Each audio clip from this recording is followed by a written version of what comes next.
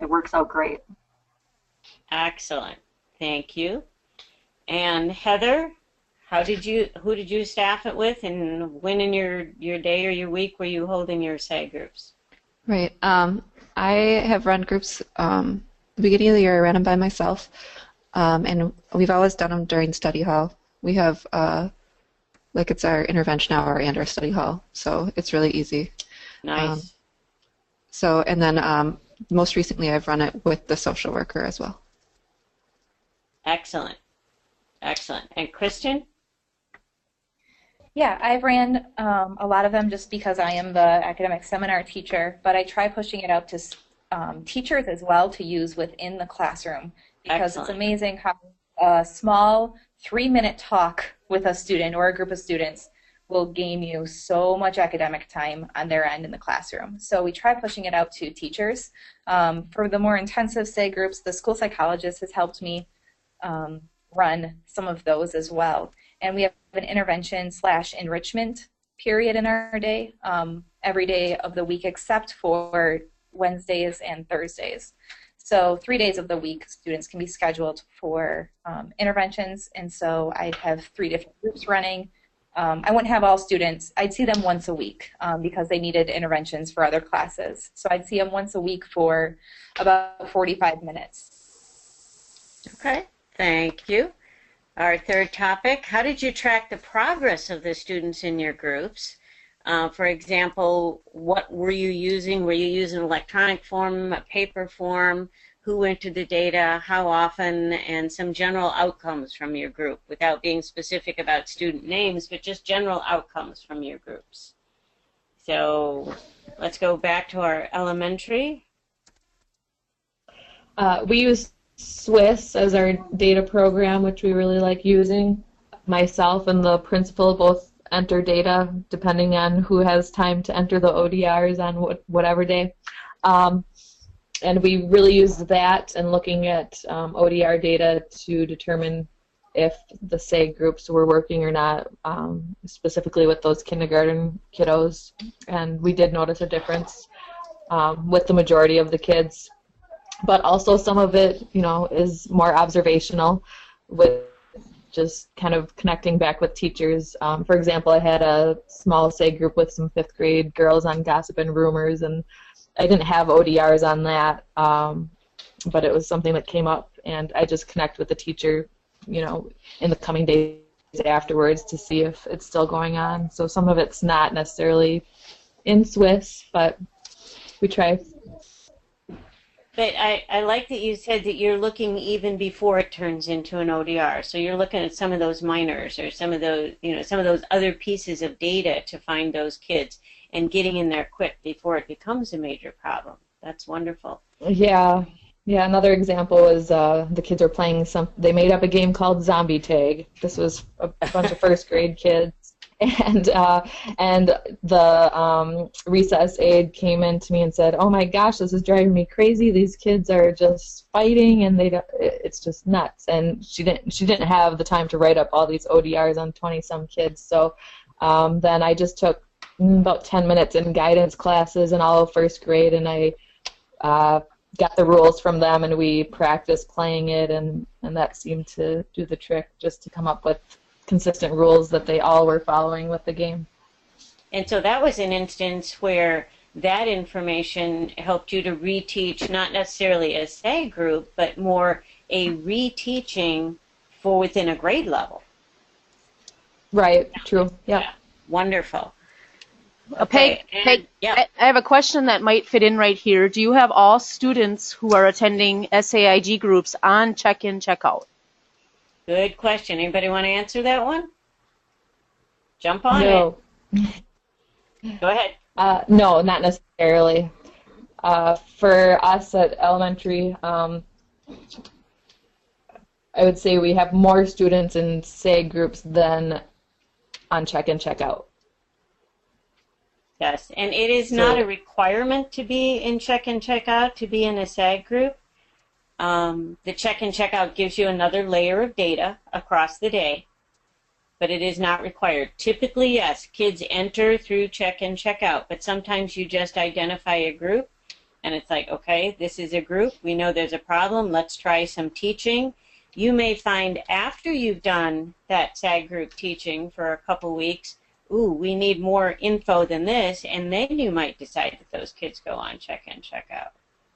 I also want to point out that you can also use the check-in, check-out form as a daily progress report, which means that the student doesn't go to a greeter and the student isn't responsible for having the form. A lot of times, especially the older kids, the middle school kids, don't like to do that.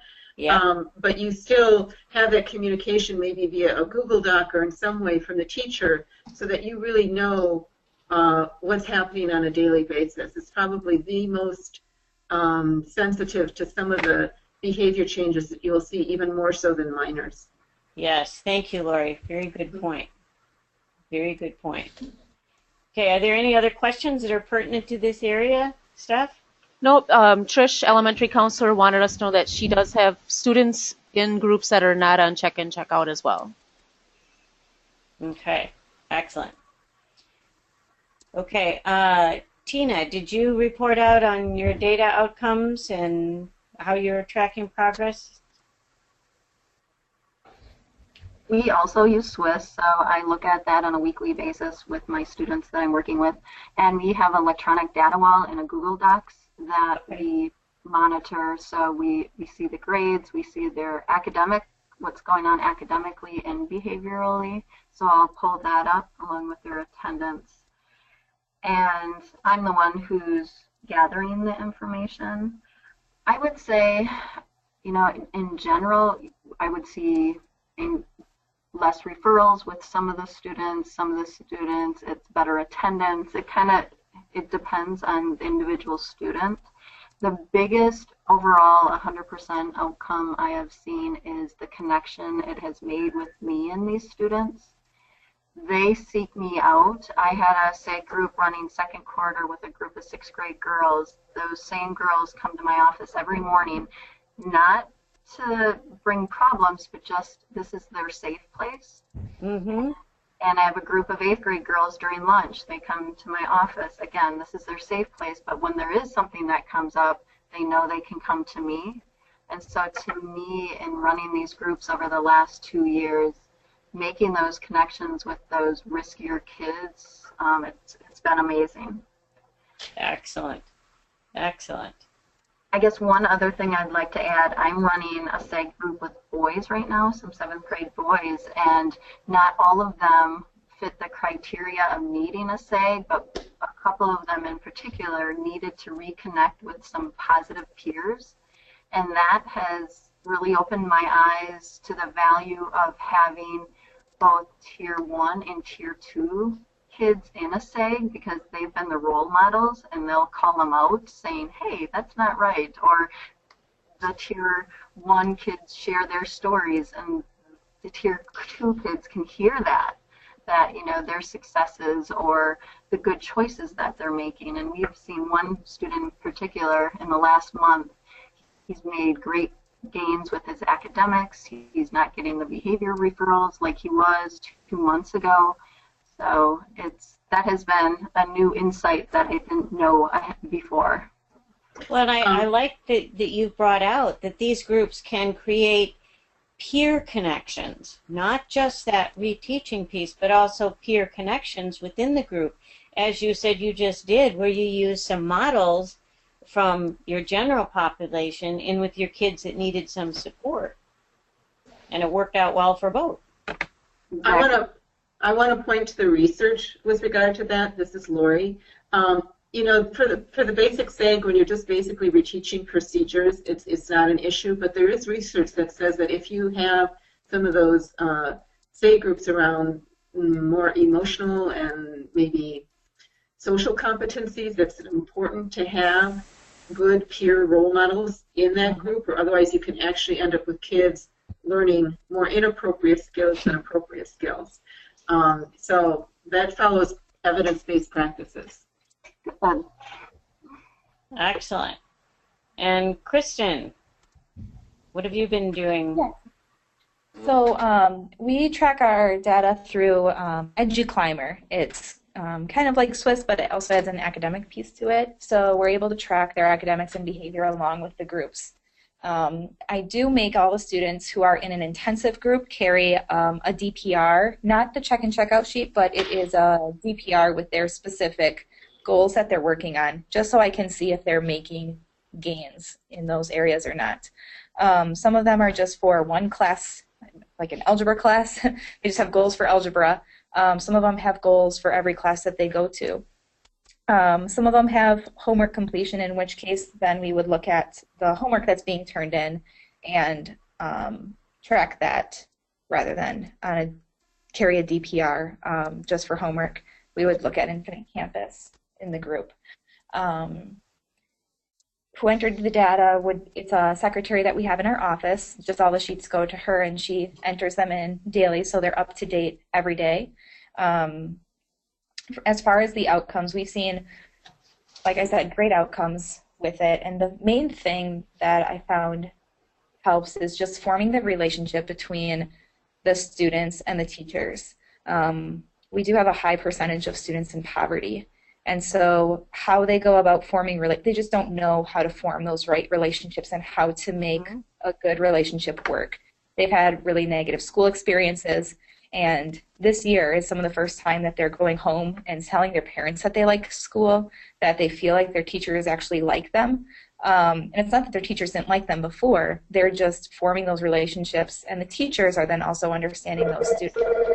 So the most beneficial thing that I found was really giving the language that I use in the group to those classroom teachers so that they know how to approach the students and work with them in their classrooms, so it's more successful for both the student and the teacher. Excellent. Thank you. I'm going to throw in another one in here. How have you connected with parents about your SAG groups? How did you inform the parents? How have you reported back to parents about the students, what they're doing? This is Heather. Can I answer the questions before first, or? Absolutely. Okay. Jump right in. Kind of in there. For my tracking my progress, I have a Google form that's an online form that I email out to the teachers every week, and it collects the data, and it's based on our school rules, the be responsible, be respectful, and every week they would rate the students' progress on that form. And then there's also an area for comments, so teachers can put comments in there, and I'll share those with the students. And we create a percentage from that, and I would enter that into our Exceed program, and that's every week that it would be entered. And I think, so our goal was to have each of our students reach an 80% on their weekly progress 3 times in order to be successful. And we had between 60 and 70% of our kids graduate out of the Tier 2 system, and our thing, and then a couple of them we put back in because of attendance issues, and then a couple we would move forward with a Tier 3 program. So. Okay, very good. Thank you. Do you want to add on now? What have you done as far as parents? Yeah, so I think it just depends on the student, but every parent gets a letter, and the letter will include the student's credits and their GPA, and it has a little information on the information that what they need to graduate, their attendance, the current attendance rate, and what our expectation is. And the last thing on it, I just filled these all out this week. I can't remember. Did you do any specific informational letter just about SAG groups in general with all of your parents? Yeah, we have a general form that we have through the district for that, so I would send that along. And then I added extra data just for the high school because I think it's so important for parents to know where their kid is in school and what they actually need to graduate and what their ODRs are looking like. It's ODRs and number of suspensions was on there as well. Good. And when a student goes into a SAG group, is it implied consent for all kids that they can enter a group as they need it, or do you get specific parental permission for the kids to enter? Yeah, it's passive consent, so I send out the letter, and then 5 business days we wait, and if no one says no, then we continue with the group. Often parents will call right after they get the letter if I haven't had a chance to connect with them already. Okay, thank you. Yep. Tina, how do you handle the parent connection as far as SAG groups? I send a letter home with a passive consent as well. With this last group I started with, the boys actually called home because, like I said, there was a couple of kids who are tier 1 and don't necessarily, their academics is good, their behavior is good, but they were friends with a couple of the other boys, and so I just said, this is your child opportunity to talk during the day, and often 7th grade boys don't have that chance. Try to connect. And in one particular, one of the boys that we've been watching very closely, that truly, because of him, the group evolved. His mom and I have been in contact at least 3 times over the phone, and she has given me feedback from what she's seen at home, and she's seen some great things. So that's how I've done it so far. Very nice. Great. Jillian, how do you stay in contact with parents about SAG groups? Yeah, we also do the letter for most. I wouldn't say with elementary, we don't necessarily always have a parent contact, because sometimes it's a simple showing them how to line up again, and a simple little 5-minute mini lesson on that. But if it's more intensive, then we definitely either do a phone call or a letter. And usually with that, the parents are pretty happy, because usually if a kid's in an intensive SAIG group, they've been getting phone calls from the principal already, so they're happy that we're doing something about it. Great. And Heather? Did I ask you this one? Yep. Yes. Okay. Who did I miss? I feel like I missed somebody. Kristen, me. All right, so with, just like I have students with carry the DPR because it forces that connection with teachers, right? Like, especially at the high school level, you see so many teachers and it forces a connection with teachers. We also want to help students connect with their parents, because most likely these students and their parents have some sort of it's just not the best relationship that could be there, and we want to help form that as well. So rather than sending the letter, I make a personal contact home, and if I can't get in touch with them, I leave a voicemail, and I tell the students to make sure they, tell their parents or guardians that there's a message about them participating in this group. I discuss why the group is happening, and I am very upfront about how they're probably feeling about their child's success and their GPA, the current credits that they have, their attendance, and I say, and we're going to help this because you want your child to graduate. And they're like, they ultimately end up, they do say, I want my child to graduate, and what can I do to help? And so I talk about the things that we're going to be discussing in the group, and then the parents, I say, and you can talk to your child about this. It's going to be on their sheet. And so encourage your child to bring home the sheet and see it. And from everything that I'm hearing so far, most students, like 9 out of 10 times, are taking that sheet home and showing their parents. And it gives them a starting discussion for how the day went. Because some parents don't know, at least, with the population I work with, they just don't know how to start connecting with their kids with school. They're more of the friend than they are a parent. And so it just gives them that guiding point as to how to start talking about things and how to continue to support them at school when they're away. So talk about how they're, working in class and what strategies they've used. So if they're stuck, like what strategies do they use to become unstuck without being disruptive. And all of that is right on the sheet with their goals, and so parents can see that. And so I just make sure that I get in touch vocally with the parent, because I don't think a lot of parents read the stuff that gets sent home, personally. So there's a lot that can get sent home. Very nice. Thank you. Steph, this is where we're going to throw it out to general questions. I do have a question. If we can explain a little bit more about a DPR. The DPR? Yes. We're talking about it in general, but in case somebody doesn't know what a DPR is, it's the daily progress report that is generally associated with check-in, check-out. But it can also be used as a monitoring system, feedback system for students in other Tier 2 interventions. Well said. Anybody? Now, I've heard several variations on that theme where, you know, some of our presenters have had different sheets that were carried around, not the full-blown DPR, but some kind of sheet that provided information and prompts to the student, as well as gave them, as the team, a way to track the student's progress. And also, as it went home, it gave information to the parents to guide a discussion. So a couple questions. Is this something the student carries?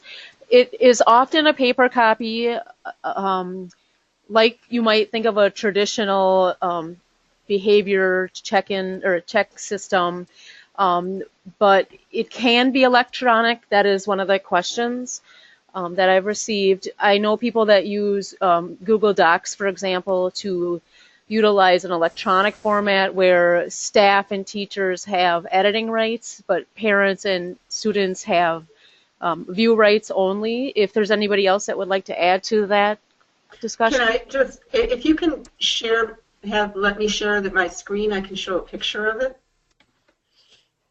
Is that possible? This is Laurie. It's Laurie, so you can just... I think you have to let me... I have to stop sharing my screen. Okay, show my screen. Yep. Okay, so let me just get this up here. So when we're talking about a daily progress report, specifically for SAIG, one of the things, so you can tell that this looks pretty much like a basic check-in, check-out form, except that when we do it for SAIG, one of the advantages we have is I'm guessing that this is a group specifically about being responsible, and so they have these bullet points here.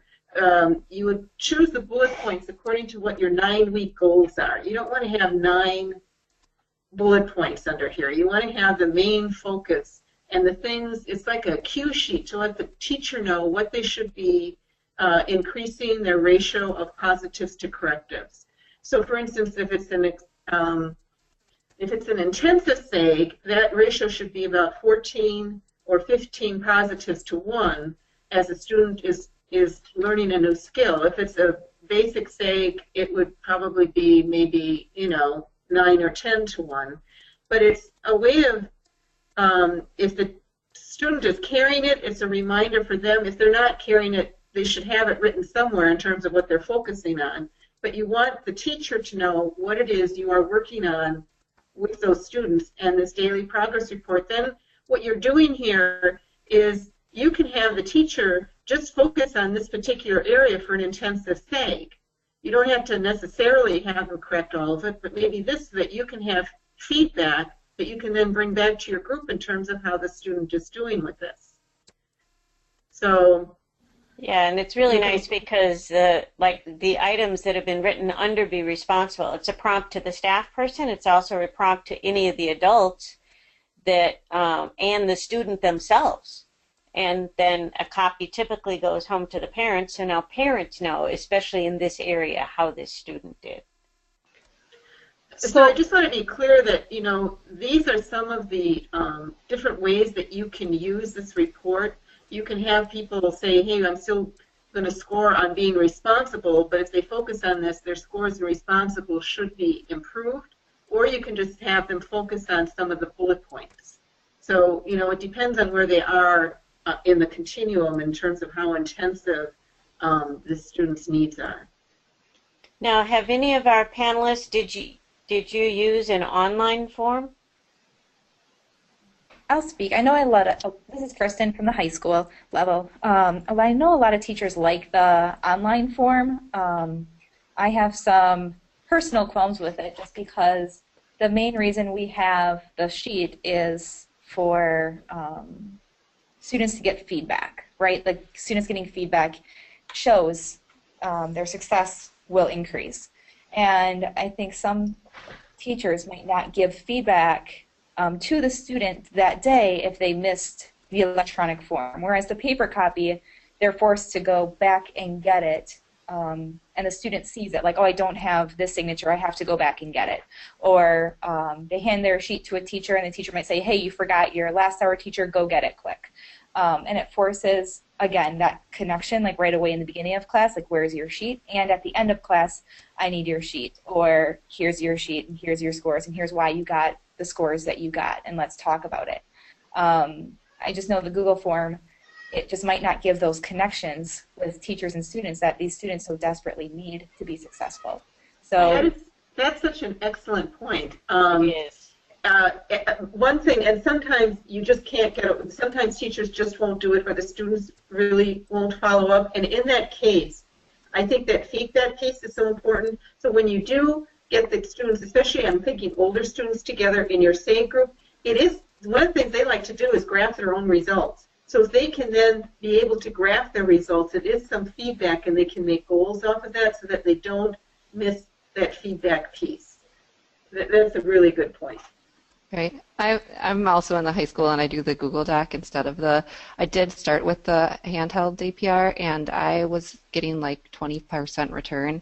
The teachers, like it was like the last thing on their mind. And then the students, they weren't doing it because they weren't being asked, or they just were forgetting about it. So I wasn't getting enough back, and we tried it for about a year and a half, and it was just not very successful. So that's when we went to the online form. And so, yeah, they are seeing their graphed results every week, but they don't have the daily, necessarily like paper copy to hold. But, yeah. But it's getting you the information that you need. Right, yeah, I couldn't get it. I was just really struggling, and so that's why I resorted to the online. Do they give the students the feedback during the class period? I would hope that they are. I don't have a way to monitor the fidelity of that. Sure. And what is your return rate now that you've gone to the Google Doc? Oh, every single teacher basically fills it out because I email them every week. Okay. Good for you. So it's a little bit more work, but I think I'm getting better results. So I do have a question about students that are losing their DPRs or lost interest in them, and part of the discussion there is adult responsibility, adult training, adult remembering. So can anybody touch on that point about how it takes sometimes staff to talk to students and encourage students to bring those up to them and have those discussions? Yeah, I started, this is Kristen again at the high school level, and there are students who just don't want to carry the sheet. And so at the high school level, we talk about that fact. If you don't want to do it, that's fine, but why don't you try it for 2 weeks? Just try it out. If you really don't like it, you don't have to continue it. But I started it in a unique way in that it was a club at first with no sheets, and so it was just a club setting where students could come over lunch and talk about their success in school and their struggles.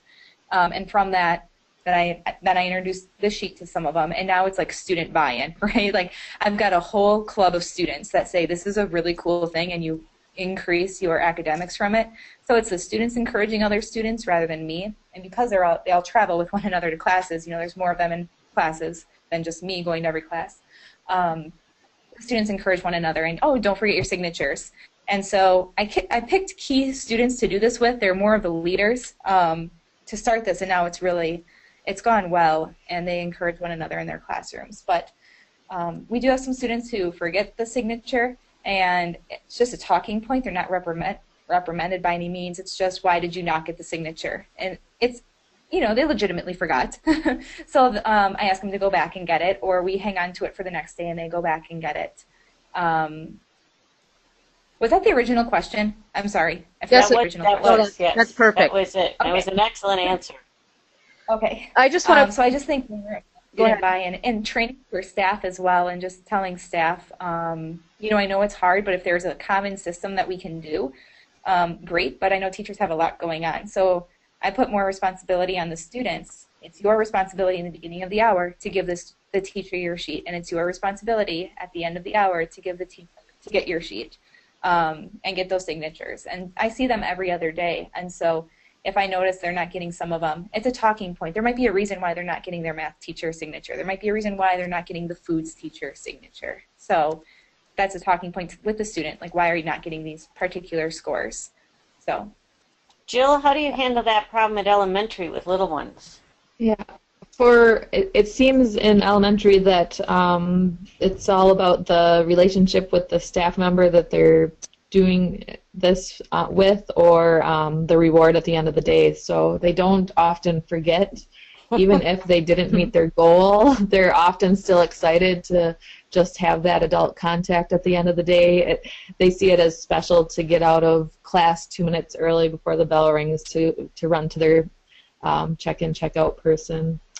So they're usually pretty good with being responsible about it. They don't hang on to their sheet all day, though. Then I'm sure we'd have many that were lost. The classroom teacher holds on to them for the day. So. And our middle school rep, I'd be curious to see how our middle school handles that. We used the form. We questioned the teachers on if they wanted to go electronics, and they, as a whole, didn't want to. So Interesting. Yes, but at our high school level, I know with a few of the students, they've used the electronic form with some success. And so, but in our middle school, they didn't want to. They wanted to stick to the form.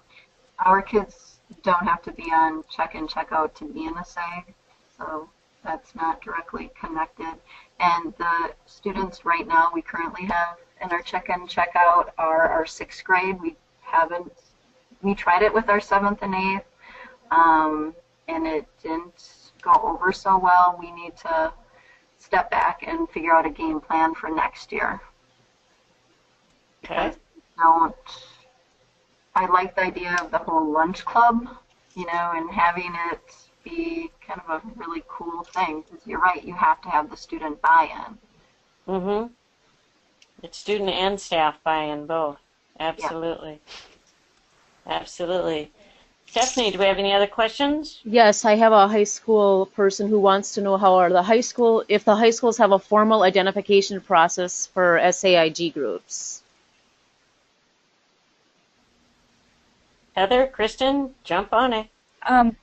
Yeah, for our identification process, it could be anything. It could really just be academic, low academics, or low work completion. It could be high DPR. So we have a Tier 2 team that meets at least once every other week, and we look at ODR data and teacher emails to counselors. Uh-oh. We can put them into. So it can be teacher recommendation. We try to catch them if they have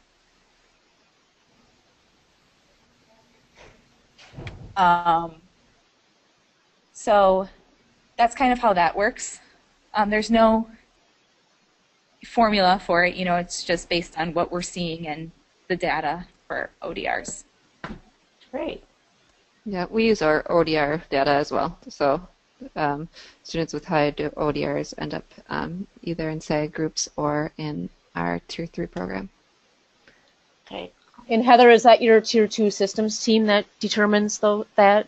Yeah, our behavior intervention team. Okay. Does that. Yeah, and often the principal has a couple of people that he would like to add. So we let him add whoever he likes. Yeah, that's what it's all about. I mean, You have to have that ability to let that group work for you. Yeah, they do a great job picking out good kids for us. I do have more questions, but if anybody wants to ask a question, you can feel free to raise your hand and I'll unmute you. This is from a high school person. How many students do you currently have in your SAIG groups? I have, my groups are 12 students each. Can you hear me? Yes, Heather? Oh, yeah, they're 12 students each. and I run 2 a week, so 24. Wow, 12 kids. That's a big group. Yeah, I do it with the social worker though, so yeah, we can handle that large group. Good for you. Anybody else want to add into that? Yep, at the high school level, for our groups, I don't take any more than 4. And if the school psychology, then it's a 2-to-2 ratio, and we're working with them in that manner. That's for the intensive SAIG. For the basic SAIGs, or a group of 3, small, because we want to give them more one-on-one time as much as possible. Okay. Tina, Jill, you want to add anything in on your numbers? I agree. 4 is to be the ideal because I only have 30 minutes and it gives all 4 of those students time. Okay. Jill? Yep. A basic SAIG group could be, it could be, you know, between, it could be up to 10 kids if it's something simple like how do we line up. I wouldn't do any more than that, but that would be literally a 3-minute little mini lesson for maybe a couple days in a row. But if you're talking a bigger SAIG group, then definitely no more than 4 or 5 if it's more intensive. Okay, thank you. Stephanie? Kristen, how many groups are you running currently?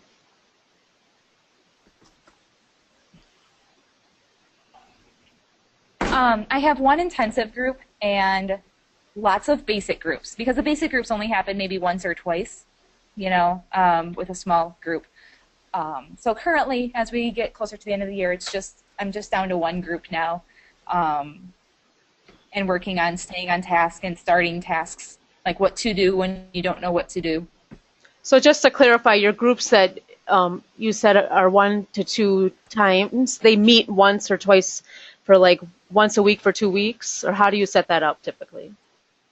For the intensive groups, it's just based on their data. I mean, the current group that I'm with, I have since February, but the topics have changed.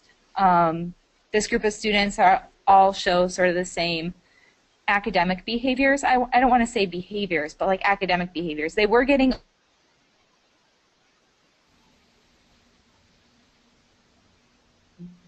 and we're just more working on staying on task, and they get distracted easily. So how to not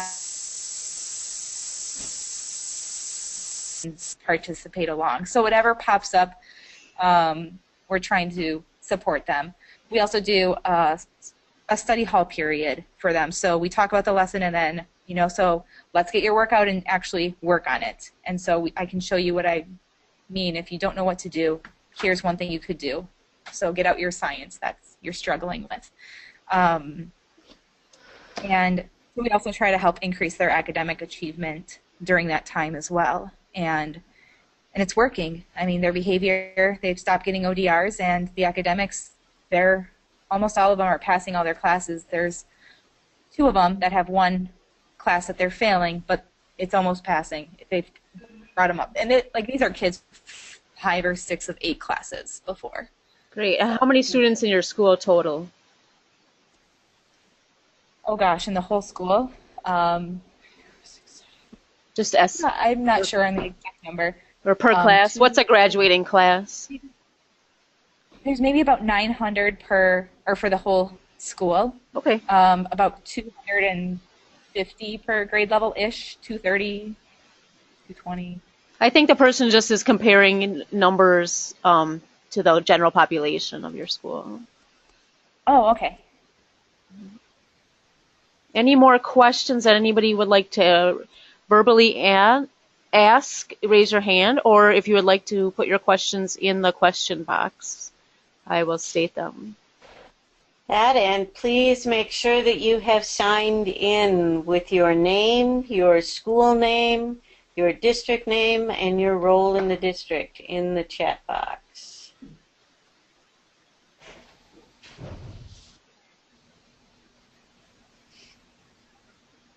Okay, we did have a question about what is the electric form of the DPR.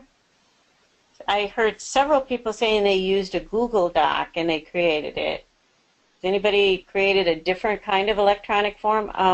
Somebody mentioned EduClimber. Are you using an electronic form in EduClimber, or is that just where you're entering your data? EduClimber is just where we're entering data. It's like Swiss, check and check outside of Swiss, but as far as the electric form, I've used, in the past I've used some Google Forms for that, and then you can just send out the form. Otherwise, yeah, and there was a question, is there a DPR template on the PBIS website, or do we formulate our own? There are a couple of templates in the, if you go into the search box and just put in DPR form, it may well bring it up. Otherwise, you can look at going into the wisconsinpbisnetwork.org/tier 1, and that will bring you to the tier 1 materials. And if you scroll down on the right-hand side, there's lots of the actual materials that were used in training. That's in tier 1. You would do the same thing, wisconsinpbisnetwork.org/tier 2, and that gets you into the tier 2 materials that are used during trainings that you received as you were, it was the hidden link that you used when you were in your training. Can you see my screen, Peg? I can. Okay. Yep. So this is... Brought it up there. Thank you, Laurie. Here it's in PBIS in action, tier 2 examples and tools, and here are some daily progress report examples. I think this is probably the easiest way to do it. Thank you, Laurie. Yeah. So that was PBIS, wisconsinpbisnetwork.org. Yeah, and then just go to the PBIS in action. PBIS in action, yep. And then tier 2 examples and tools. Excellent. Thank you, Laurie. You know, I think it's important to clarify that when we train tier 2, your DPR, your daily progress report for check and check out, will be generic. So the DPR that Laurie showed with the 3 expectations on the left-hand side, that one is individualized in that it has a goal written right on it. But typically when we train a generic DPR, and then you individualize as the data shows that it's needed. There was a question in the question box. It says that the DPR looks just like our check-in, check-out. We customize them, like the example. However, these don't always work for all of our students since they lose them or lose interest. Is a DPR or check-in, check-out form required for tier 2? You need some way to track how the student is doing. And it's not just for that data piece, it's also, as each one of our panelists mentioned, it's about that adult connection to the student, that relationship that develops. So that DPR form gives us a prompt for the student to go to the adult and the adult to the student and to talk, and it helps to structure that conversation, as Laurie had pointed out with those little bullet points on the form. Well, we're going to talk about, were you on time? Did you have your materials ready when the bell rang? So that form is really very helpful in structuring that conversation and that connection. And that form also gives you data to track how the student is doing. And if you don't have hard and fast data in some way, then we're back to just dealing with adult perception of how the student is doing. So we really do need some kind of data form. Whether you use a paper form or a Google Doc, you've heard from our panelists, they've used a variety. But you do need something. I also want to say that if you have a large number of students that are losing interest, and it's more than your 30%, again, 70% success is what you're looking for.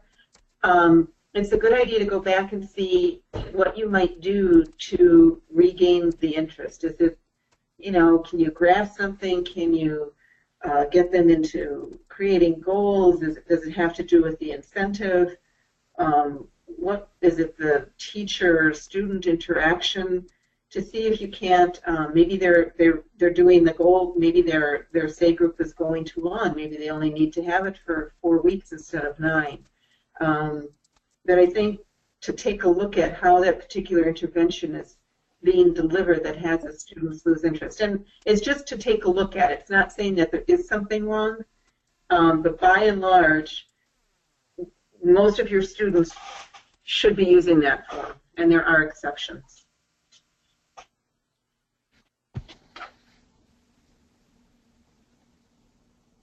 Okay, any other questions that you're seeing, Steph? Go for it. Oh, yeah, I have some example, you know, a basic check and checkout, an individualized check and checkout, and SAIG DPRs for like various groups. So I'm willing to share those if anybody wants them via email for all of us. That would be wonderful.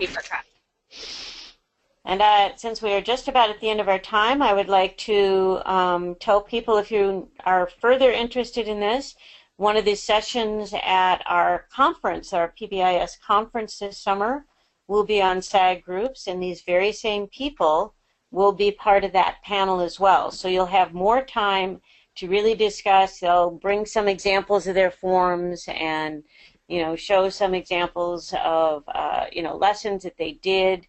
It's going to be a more in-depth conversation, but basically, again, around SAG groups. So, you know, get yourselves registered for our conference and come join us again for some more SAG talk, I guess you could say. Laurie, is there anything else you wanted to add?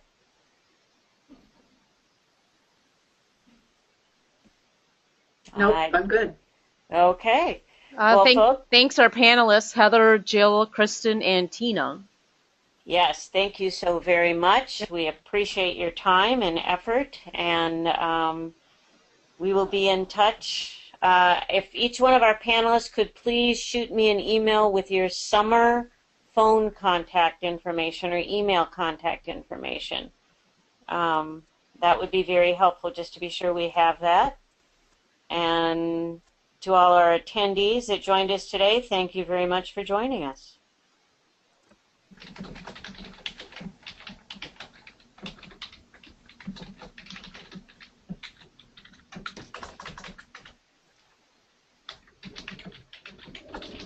Laurie, you want to close out?